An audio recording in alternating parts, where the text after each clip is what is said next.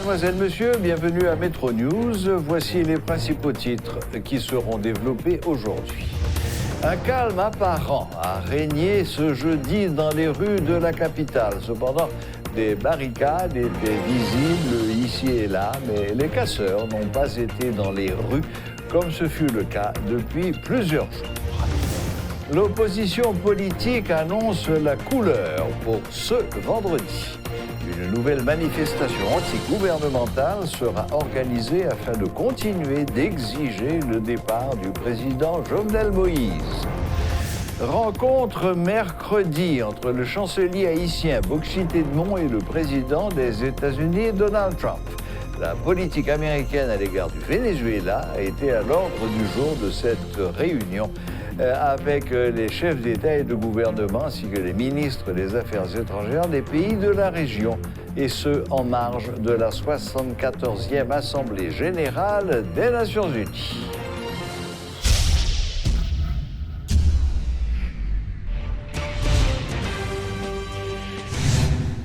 Le chancelier haïtien Boksit Edmond a participé ce mercredi 25 septembre à une rencontre avec le président des États-Unis, Donald Trump. La politique américaine à l'égard du Venezuela a été à l'ordre du jour de cette réunion avec les chefs d'État et de gouvernement ainsi que les ministres des Affaires étrangères des pays de la région, ce en marge de la 74e Assemblée générale des Nations unies.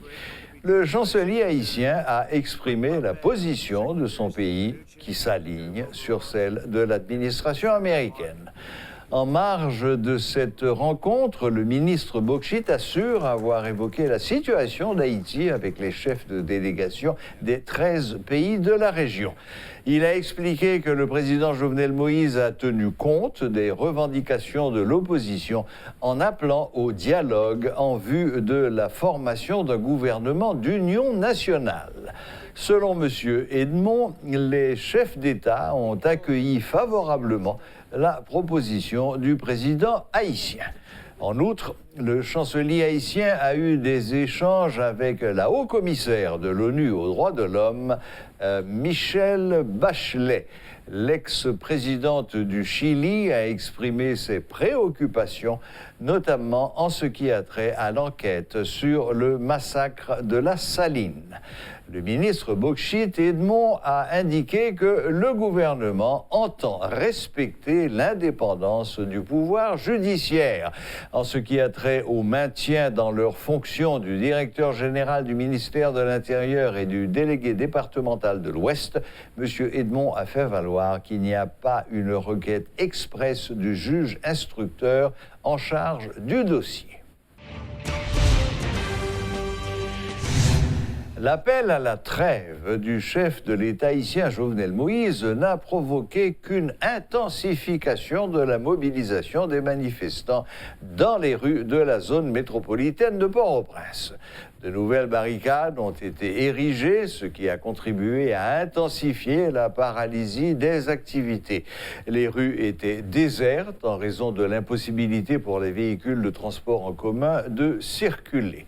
2 semaines après le début de la contestation sur fond de crise de carburant, les manifestations ont désormais un fond politique.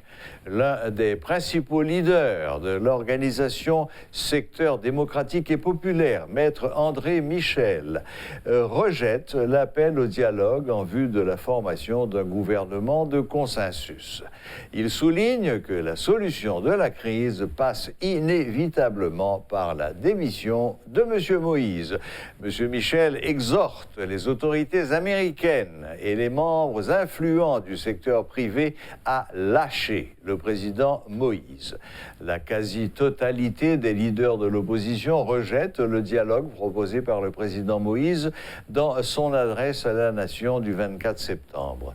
Certains expriment leur méfiance, estimant que le chef de l'État ne cherche qu'à tirer son épingle du jeu. M. Michel croit que M. Moïse ne pourra plus remonter la pente. Il appelle à une intensification de la contestation dans les rues pour forcer le chef de l'État à démissionner. Le peuple a dit démission Jovenel Moïse, sans perdre du temps, pas de négociation. sous question d'émission Jovenel Moïse là. Message peuple à clair. Deuxième message peuple à porter, c'est procès Petro-Caribé, procès Dermalog, procès Sofidaï et procès tout l'autre cas corruption. Parce que le peuple a dit, la corruption c'est lui-même qui est victime, c'est lui qui pague l'hôpital, c'est lui qui pague l'école, c'est lui qui pague à manger, c'est lui qui pague caille pour le dormir. Troisième message peuple à porter, c'est conférence nationale là pour nous faire, pour nous casser le système exclusion ça, qui s'imagnisait dans 4 pays, pour nous construire l'autre État, l'autre société, dans l'intérêt de tout peuple haïtien. Message peuple à clair, message peuple à pas de négociation avec Jovenel Moïse là-dedans. Après plus passé 2 ans, Jovenel Moïse au pouvoir, insécurité augmentée, misère peuple a augmenté, corruption augmentée, désordre augmenté dans l'État, nous pas quitter Jovenel Moïse au pouvoir. Parce que le chef d'État constaté, peuple a levé campé, dans 10 départements géographiques pays, dans toute ville, pour demander démissionner, et puis vous décidez où si vous pas voulez démissionner, ça relève provocation. Ça plus fort quand l'élection qui était faite, côté Jovenel Moïse fait 500 000 votes dans ma commune. Je dis, le peuple a retiré tout soutien de dans Jovenel Moïse. Jovenel Moïse n'a pas de légitimité, il n'a pas d'autorité, la communauté internationale n'a pas de droit de continuer à supporter un président que le peuple a rejeté. La voix du peuple, c'est la voix de Dieu. Le peuple a dit, il faut que Jovenel Moïse aille, il faut qu'il aille, et personne ne va dire non. C'est ça la démocratie, c'est pour ça le fait dans tout notre pays.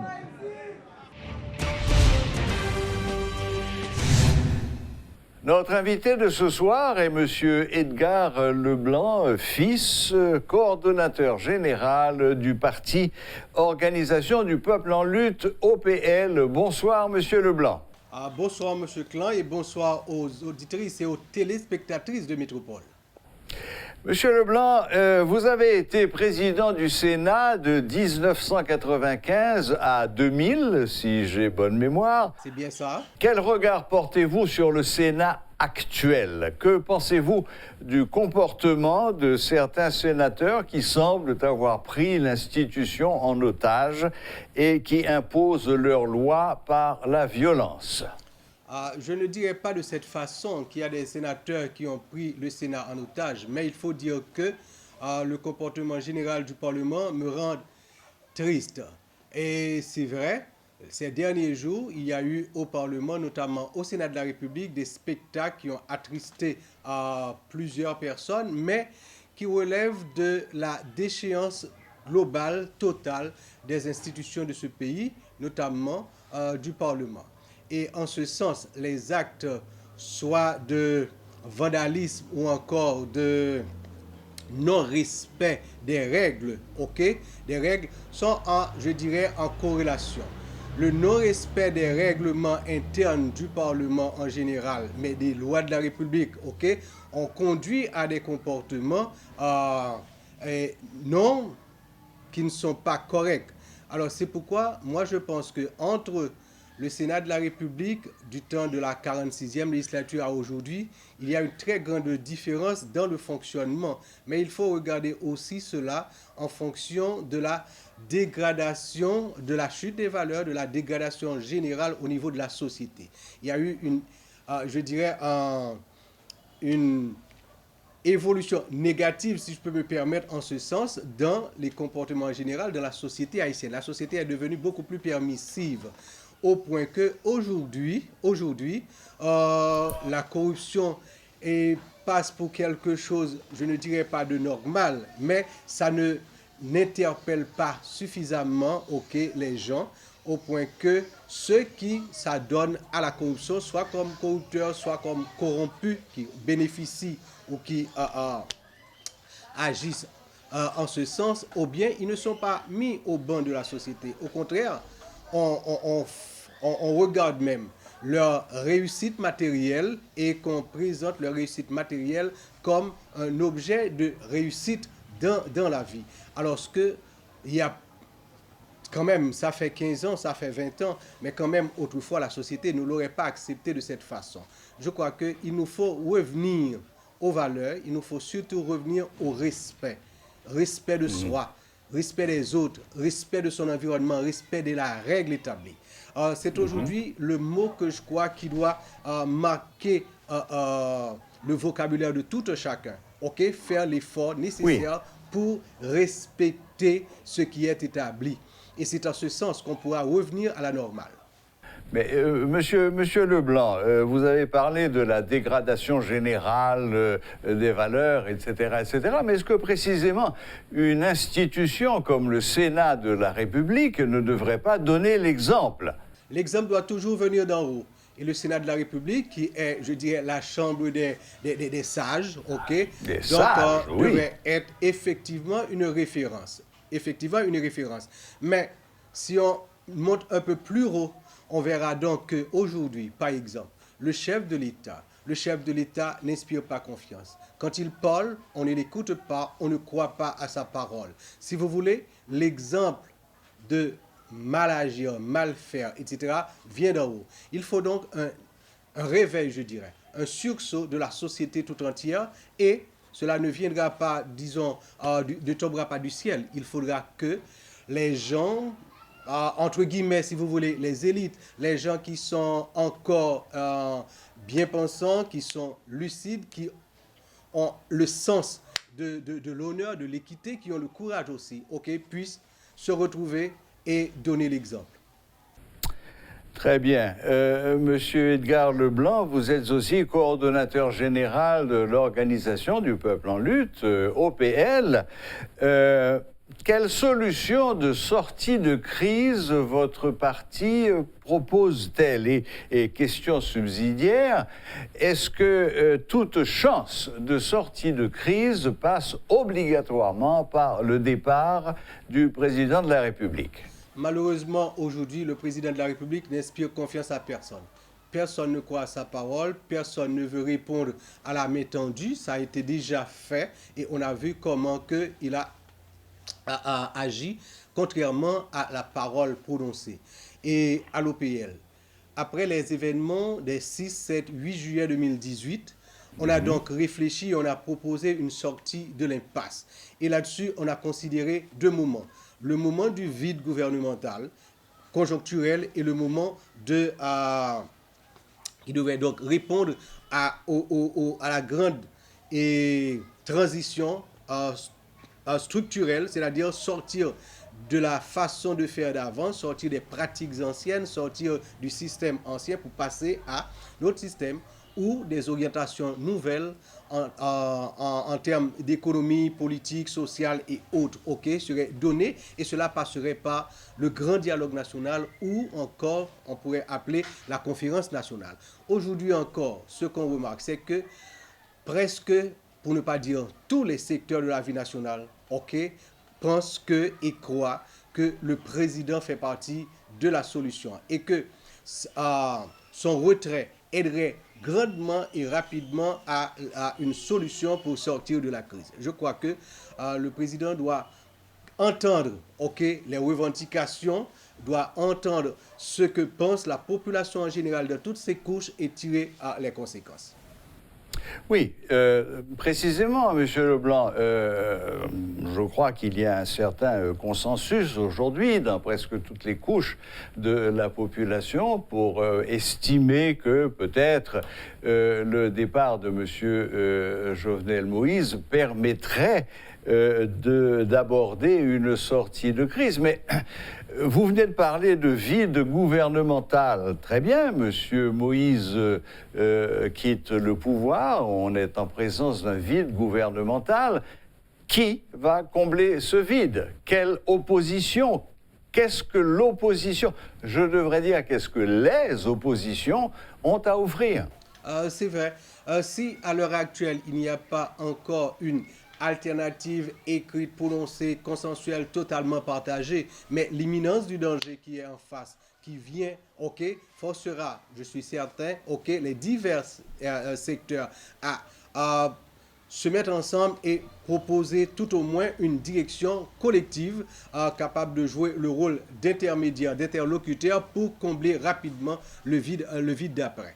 Donc, ce n'est pas l'absence à l'heure actuelle d'une alternative partagée et qui, à mon avis, cause un problème. Il faut remarquer aussi que le président Jovenel Moïse garde encore quelques supports très puissants, par exemple, dans le secteur des affaires. On l'a vu récemment, il y a 3 jours, le Forum économique du secteur privé réuni n'a pas pu prendre une décision parce que quelques supporters se sont opposés. Et aussi, il faut dire qu'au niveau de l'international, il garde encore quelques appuis. Mais je crois que ces appuis-là ne tarderont pas à comprendre que la dégradation générale et surtout la radicalisation des manifestations vont mettre en péril c'est-à-dire tout ce qui reste. Et comme ça, on trouvera que c'est nécessaire de faire comprendre raison au président de la République de l'accompagner à sortir.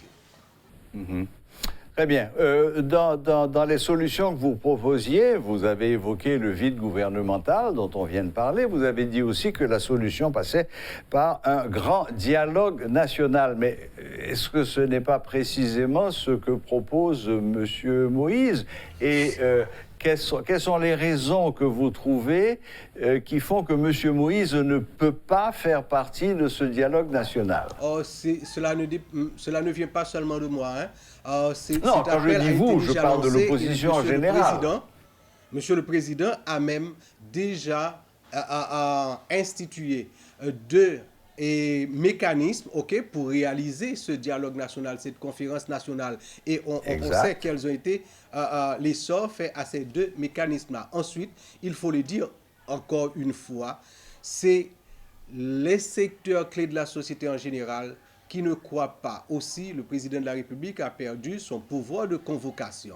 Et c'est ce que confère, je dirais, la fonction de chef d'État à quelqu'un, à un responsable. Il ne peut donc plus permettre la réalisation de cette conférence nationale, de ce dialogue national. Est-ce pourquoi nous pensons à l'OPL que des acteurs, des personnalités, des responsables de différents secteurs que l'on veut, puissent encore se rencontrer, montrer plus de courage et plus d'engagement pour initier ce dialogue national qui devra permettre la mise à plat de tous les problèmes, de tous les obstacles et chercher ensemble la solution aux problèmes économiques, politiques, sociaux qui se posent, arriver à une reconfiguration, un reformatage de l'État en général, de l'État que nous voulons demain, un État qui soit au service de la population, au service de la société, un État qui soit responsable et qui puisse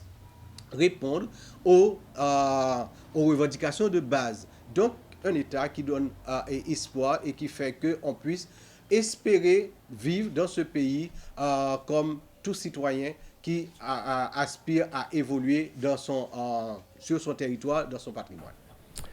Une dernière question, Monsieur Leblanc. Depuis quelques jours, aujourd'hui fut l'exception, depuis quelques jours, c'est toujours la peur au ventre qu'on s'installe au volant de son véhicule. On ne sait jamais d'où les violences vont partir et on ne sait pas combien de coups de pierre ou de bastonnade on peut recevoir, à quel endroit et à quel moment. Qu'est-ce qu'il faudrait faire aujourd'hui pour calmer la rue? J'ai entendu plusieurs voix s'élever et faire comprendre que le président devrait tirer les conséquences et permettre donc que le calme revienne et aussi que d'autres s'organisent pour répondre, c'est-à-dire aux revendications premières, mais surtout pour redonner confiance. Et c'est vrai, la peur commence à s'installer dans le pays en général. Personne ne se sent protégé. Et cette peur répond aussi, je dirais, aux violences symboliques qui s'exercent depuis trop longtemps sur la population, particulièrement les couches défavorisées. On l'a vu ces derniers temps, la dégradation de la société, de la situation économique, sociale, la rentrée scolaire c'est vrai, il y a eu les bouleversements qui ont empêché certaines écoles de s'ouvrir, mais les premiers jours, les écoles ont ouvert leurs portes, mais les parents n'ont pas pu envoyer leurs élèves à l'école. L'État ne paie plus ses fonctionnaires. Disons qu'on est dans une situation où la faim, la misère peut pousser les gens aux plus grandes violences. Donc je crois que la situation interpelle le président de la République. Il doit comprendre qu'il a quelque chose à faire et au nom du bien commun, au nom de la République, il doit donc agir le plus vite possible. Si je vous ai bien compris, vous estimez que le départ ou la démission du président de la République serait l'élément déclencheur qui pourrait amener une certaine paix dans la rue. Mais je le crois. Je pense que hier, par exemple, on nous avait promis une journée extrêmement chaude et le point fort de cette journée, c'était Cité Soleil qui allait régler ses comptes à Pétionville. C'est tout le schéma sociologique du pays qui se résume dans cette phrase-là. C'est une interprétation, mais aussi, c'est peut-être aussi, je n'ai pas entendu, des slogans pour un petit peu attiser, ce qui est regrettable, je le regrette. Ok, je pense que c'est pas bien d'attiser en ce sens-là, mais il faut comprendre que l'entrée sur la scène des couches défavorisées, que ce soit dans les quartiers populaires et des villes, ok, de toutes les villes de province également, d'accord, ok, ça a toujours effrayé et ça effraie, surtout lorsque, après plusieurs manifestations, les gens ont l'impression qu'on ne les écoute pas. Eh bien, pendant 2 mois, la situation se dégrade et le président de la République n'a pas trouvé nécessaire de prendre la parole et de dire quelque chose. Et lorsqu'il l'a fait hier très tard dans la nuit, disons ce matin, ok, c'était pas pour dire quelque chose de nouveau, c'était pour ressasser encore des paroles qu'on avait déjà écoutées. Et en ce sens, ça un petit peu énerve et ça pousse que les gens à donner dans la violence. Moi, je crois qu'il faut aussi que les gens privilégiés, ok, entendent raison et comprennent que les revendications sont fondées. Il y a déjà dans ce pays trop d'inégalités, trop de misère, le chômage qui frappe les gens et qui donc réduit la classe moyenne, les classes moyennes à un pot de chagrin. Eh bien, aussi, au plus bas niveau, eh bien, les gens ne vivent plus. Avant, ils étaient dans la survivance, si vous voulez, mais maintenant, ça ne peut plus tenir. Je crois qu'il y a une violence symbolique qui est très forte et qui pousse à la violence physique et matérielle. Il faut donc mettre fin à tout ça. Oui, d'accord, Monsieur Leblanc. Je crois que personne ne discutera avec vous le fait que ces revendications sont fondées, que la misère n'a cessé de croître, la rupture de cette société n'a cessé de croître. Mais je crois qu'il faut aussi reconnaître que, bien que ces manifestations soient justifiées, les actes de violence auxquels nous assistons sont le fait d'une petite poignée d'agitateurs qui n'ont rien à faire de la situation politique du pays. Partout, on est d'accord. Et c'est pas, il faut en aucun cas, ok, c'est-à-dire, appuyer la violence, ou prêcher la violence, ou appuyer ou applaudir à un acte de violence. Moi, je dis qu'il faut donc mettre fin à toutes les formes de violence, que ce soit la violence physique ou la violence symbolique, ok? Donc, il faut aller au fond des choses et travailler sur les causes de manière à ce que nous sortions de cette société fondée sur l'égalité, sur l'inégalité, sur l'exploitation et qui produisent la pauvreté, qui produisent la misère, qui donc produit la violence. Bien écoutez, Monsieur Leblanc, merci infiniment de nous avoir accordé ces quelques minutes d'entretien. Je rappelle que vous êtes coordonnateur général du parti Organisation du Peuple en Lutte, OPL, et que vous avez été de 1995 à 2000 président du Sénat de la République. Merci, Monsieur Leblanc, et bonne fin de soirée. Merci aussi, et bonne fin de soirée à tout le monde. Au revoir.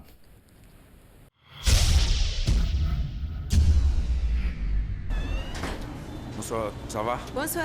C'est pour un test, s'il te plaît. De combien? 1500 gouttes. Merci. En passant, quand tu as presque expiré. La expiré dans un mois. Merci, laisse-moi faire moi ça. Moi, j'ai ça. Merci beaucoup. Merci, au revoir. Oh, Maes. Mika, Regarde, dog. En forme? En forme, oui. Ça va là. vin acheter 2-3 petits bails ou qu'on baille? Avec 4 Unibuck tout côté, ah, bien sûr. Bien sûr. By the way, vous vérifiez si pour la pas expiré?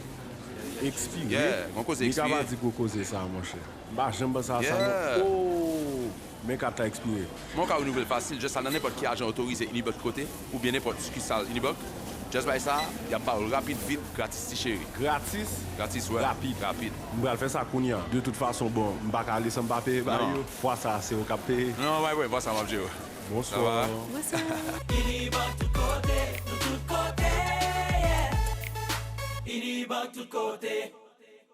Bonjour, tes amis moi avec un message qui est important en pile pour tout le monde qui a plus passé 3 ans.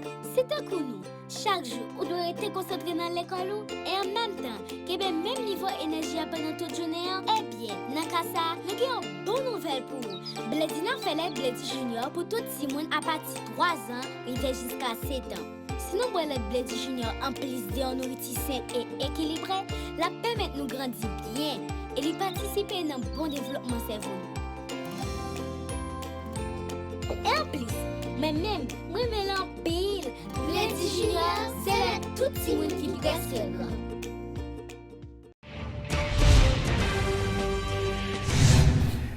L'opposition a convoqué une conférence de presse aujourd'hui pour annoncer la grande manifestation prévue pour demain, vendredi, et dont l'objet est, encore une fois, de réclamer le départ du président Jovenel Moïse.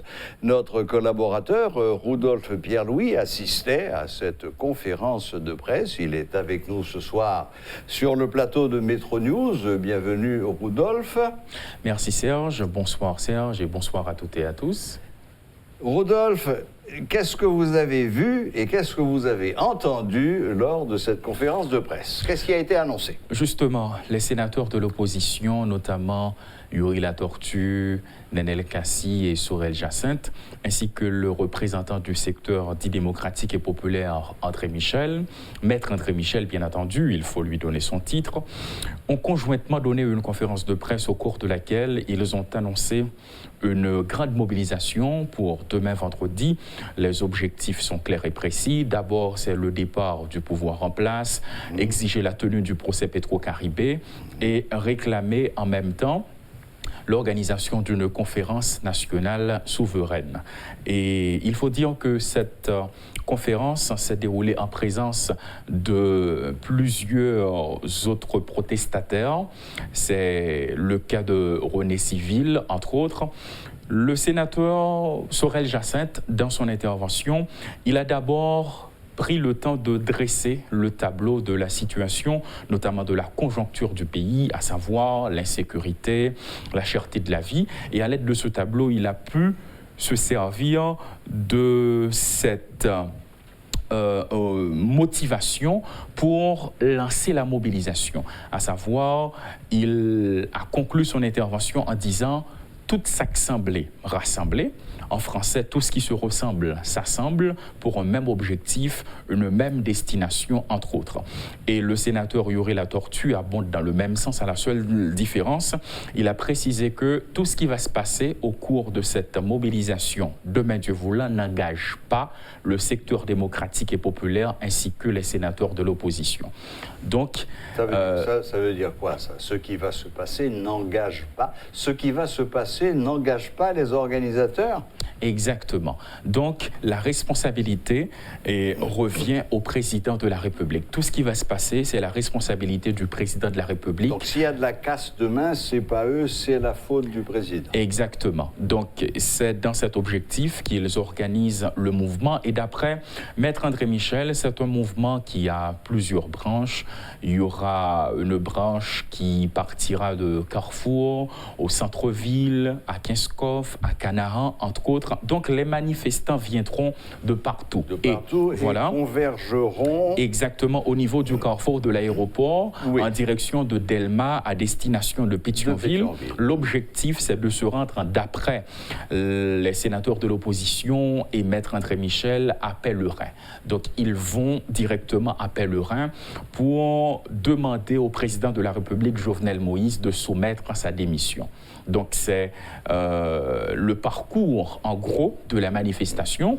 Et Maître André Michel... Donc résumons, départ de plusieurs groupes, point de ralliement carrefour de l'aéroport. Ils prennent l'autoroute de Delma. On traverse Pétionville. Exactement, et on va en direction la résidence du président de la République. À Pellerin 5. Exactement. Donc est-ce que cette manifestation, disons mieux, les manifestants vont pouvoir arriver à destination? C'est une question intéressante avec un point d'interrogation. Mais il faut souligner que lors des derniers mouvements, la police nationale avait mis en place un important dispositif de sécurité pour tenter de reprendre le contrôle de la situation. Mais il faut également en rappeler qu'une branche partira de Kinskov. Et on sait que c'est dans la même zone, Kinskov, Thomasin, La Boule, Pellerin. Et le cortège maintenant qui arrivera à Pétionville aura également à se rendre à Pellerin. Donc est-ce que finalement les manifestants vont pouvoir se rendre à Pellerin? Une question qui reste toujours sans réponse. L'important, il n'est que d'attendre. Cependant, il faut souligner que les sénateurs de l'opposition ainsi que Maître André Michel annoncent lors de cette mobilisation la couleur pour ce vendredi. Très bien. Bon, on sait donc que le point de chute de cette manifestation, c'est Pellerin 5, où le président de la République a sa résidence. Vous avez bien fait remarquer qu'il y aurait là aussi un point de convergence. Exactement. Ceux qui sortiraient de plus haut pour descendre et ceux qui partiraient de Pétionville pour remonter et se retrouver à mi-chemin. Le problème, c'est que cette route, dite route de Kinskov, est une voie unique. Unique. Il n'y a pas de voie de côté, ou au moins toutes les voies de côté, les voies latérales sont des voies qui mènent à des petits développements, des petits ou d'importants développements. Pellerin 5 est grand, Pellerin 7 est très grand aussi, Pellerin 9 est grand, et en face, Pellerin 6 et les autres donnent également lieu à des quartiers résidentiels importants. Bon, écoutez, on verra à quelle heure est prévu le début de cette manifestation.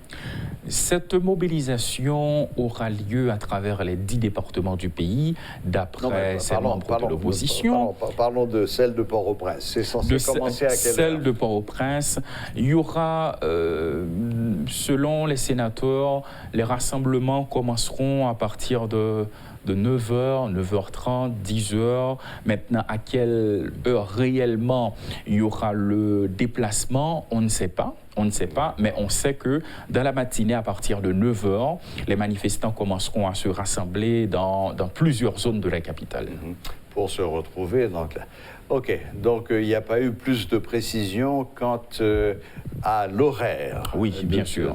Mais l'heure habituelle, l'heure de rassemblement, c'est souvent 9h, 9h30. Et le cortège part aux environs de 10h, 10h30. 10h30, voilà. C'est en général ce qui se passe. Très bien. Bon, eh bien écoutez, Rudolph, merci de ces précisions. Demain risque d'être une journée chaude, donc avis à tout le monde, écoutez les nouvelles, nous allons essayer de vous tenir informés, écoutez toutes les chaînes qui parlent et ne prenez pas de risques inutiles. Comme vient de le dire Rudolph Pierre-Louis, les choses sont claires, la manifestation de demain se veut très importante et en plus sur toute l'étendue du territoire. Principalement Port-au-Prince, bien sûr, mais toute l'étendue du territoire. Et je souligne, avant de terminer, Maître André Michel a fait savoir que ce mouvement sera un mouvement pacifique et c'est un discours qu'on entend assez souvent. Et selon la réalité, on voit que des fois on annonce que ce sera une mobilisation pacifique, mais dans les circonstances, dans les observations, c'est tout à fait le contraire. Est-ce que ce sera le cas demain ? On ne sait pas, mais Maître André Michel a précisé que ce sera une mobilisation pacifique. C'est un point important en effet. Bon, je crois que tout le monde s'accordera de dire, qu'on soit d'accord ou non avec l'opposition, qu'en général, les violences qui sont commises lors des manifestations sont le fait d'un petit groupe de casseurs. Oui. En ce sens, je redis ce que j'ai déjà dit plus d'une fois, ça me rappelle beaucoup les Gilets jaunes en France, où la grande majorité des gens voulaient manifester dans le calme, et il y avait toujours ces petits groupes de casseurs qui ont fait tous les dégâts qu'on connaît, même en France. Justement. Ok, d'accord, merci beaucoup, C'est un Rudy. plaisir. Merci, et puis bon, à demain peut-être. Oui, on sera dans les rues de la capitale pour informer le public de métropole. Très bien, voilà. Eh bien, c'était Rudolf Pierre-Louis, notre collaborateur, qui a donc assisté à cette conférence de presse de l'opposition annonçant la grande manifestation de demain et qui sera également demain dans les rues pour suivre cette manifestation et vous tenir informés. Le porte-parole adjoint de la police nationale d'Haïti, Gary Desrosiers, fustige le comportement des chefs de file des mouvements de protestation qui organisent des manifestations sans notifier les autorités policières. Manifester est un droit légitime, reconnaît l'inspecteur Desrosiers. Toutefois, cela doit se faire selon les normes prescrites par la Constitution, a-t-il ajouté. La police ne faillira pas à sa mission qui est d'assurer la protection des vies et des biens, indique M. Desrosiers. Nous avons dit à organisateurs, à groupe de monde qui voulaient manifester, que l'État toujours plus bon pour notifier la police et pour la police même prendre des mesures d'accompagnement. D'ailleurs, c'est la norme. Il y a une loi même sur ça, et l'inavantage la police et organisateurs et population en général. Parce que dès que nous-mêmes nous pas notifiés, c'est difficile pour nous prendre mesure d'accompagnement. Bon, même les groupes qui réunissent, de toute façon, nous dégager une possibilité pour nous accompagner. Mais les nous chita ensemble, nous parler de ça que nous avons fait, à savoir manifestation, mais encore mieux, parce que la Constitution dit que c'est un droit même que citoyens ont gagné pour manifester, et la Constitution dit tout, la police là pour qu'il est capable d'accompagner nous, ban bon gens en sécurité et protéger vie et bien. Parce que nous ne pas concentrer nous simplement pour nous bonne sécurité, mais qu'il reste société à tout, faut que nous bonne sécurité. Alors, ce n'est pas un travail petit, qui est très délicat, et nous demandons collaboration dans ce sens-là. Et au commandement PNH là, et commandant-chef PNH là, féliciter les policiers. Parce que depuis bien avant l'événement annoncé, ils sont là avant, ils sont encore là, et il y a là après. Et tout, recommandement pas tolérer bavure policière. Il ne pas tolérer tout mauvais comportement qui n'est pas cadré avec la loi et règlement discipline PNH. Et nous avons demandé tout, manifestants et populations, pour collaborer avec les forces de l'ordre. Et nous avons demandé tout pour respecter les policiers dans l'exercice de fonction. Et pour respecter tout matériel policier. Parce que machine ça, pour craser vite, machine ça, pour mettre du feu là-dedans, machine ça, il est là pour le bon service. Et si pas de machine ça, si vous avez un problème dans la zone, la police ne peut pas arriver dans la zone pour capable d'arriver, gérer la situation et protéger. C'est important pour que la collaboration, ça, pour persister entre la police et la population. Parce que la police, c'est la population, et la population, c'est la police. Bilan partiel, je me dis, il y a 29 interpellations qui sont faites du 16 au 25 septembre 2019. Nature, trouble à l'ordre public, pillage, tentative de pillage, acte de vandalisme. Il y a 4 véhicules qui sont incendiés. Il y a 2 véhicules PNH qui sont endommagés. Il y a malheureusement 4 individus tués par balle. Il y a 4 autres qui sont blessés par balle. Il y a 3 présumés bandits qui ont tenté de cambrioler une entreprise qui est dans Pétionville, là, qui croisait avec la police et qui tirait en direction de la police. Il y a malheureusement 3 là-dedans qui sont tombés et ils ont dans main un pistolet de calibre 9 mm. Il y a 2 policiers qui sont touchés par balle, un au niveau Mirebalais, l'autre là au niveau nord. Il y a 4 policiers qui sont blessés par jet de pierre. Voilà, la boucle est bouclée. Merci de nous rester fidèles et à la prochaine, même heure, même chaîne.